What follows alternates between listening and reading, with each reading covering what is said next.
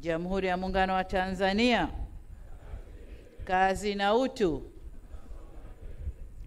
Kwanza kabisa nianze kwa kumshukuru Mwenyezi Mungu tuwezesha kukutana hapa kwa shughuli tulioikusudia.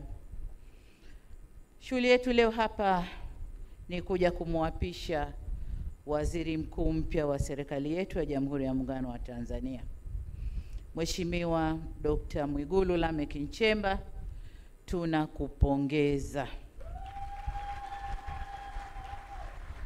Tupo hapa viongozi wote wa taifa hili kutoka pande zote mbili za muungano, waliopo madarakani na wastaafu. Wote tumekuja kukushuhudia ukilibeba jukumu kubwa la kuwa kiongozi wa shughuli za serikali, la kuwa waziri mkuu wa Jamhuri ya Muungano wa Tanzania. Dr. Mwigulu, uteuzi wako umepitia ushindani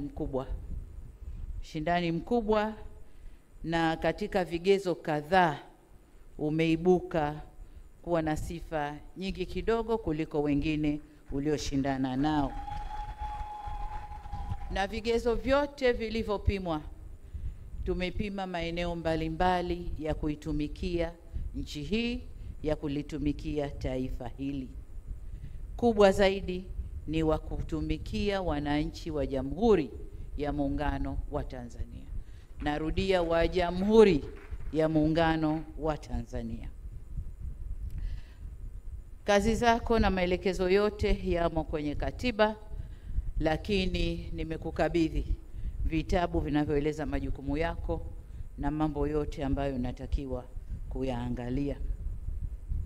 Umepokea kijiti kutoka kwa Waziri Mkuu mstaafu ndugu yetu Mheshimiwa Kassim Majaliwa, ambaye amefanya kazi nzuri kufanikisha tunayotamba nayo leo. Tukitamba na ujenzi wa mashule, tukitamba na vituo vya afya, mahospitali ya kanda ya rufaa, kila tunachotamba nacho leo, yeye alikuwa nyuma yangu kuhakikisha yanakwenda vizuri. Kwa hiyo umepokea kijiti kutoka kwa mfanyakazi mzuri ambayo sina shaka utafuata miguu yake na utaongeza pale unapohisi panahitaji kuongezwa nguvu. Hivyo tunakupongeza na kukutakia kila la kheri katika utekelezaji wa majukumu yako mapya.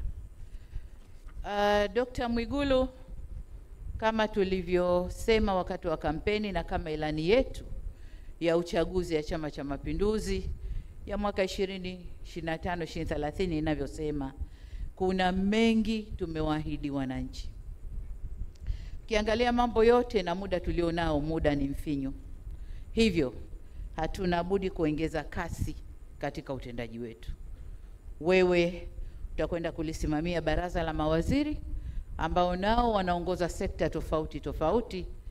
Ni wajibu wako kuhakikisha kasi ya utekelezaji wa yale tuliyopanga inaongezwa ili tuweze kuyatimiza ndani ya muda mfupi.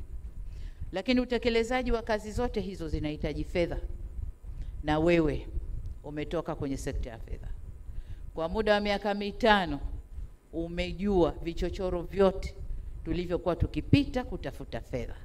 Kwa hiyo utamsimamia atakayekaa kwenye nafasi yako ili naye aweze kupita kule tulikopita, fedha ipatikane na kazi ifanyike. Kwa hiyo kwa ufupi, una kazi kubwa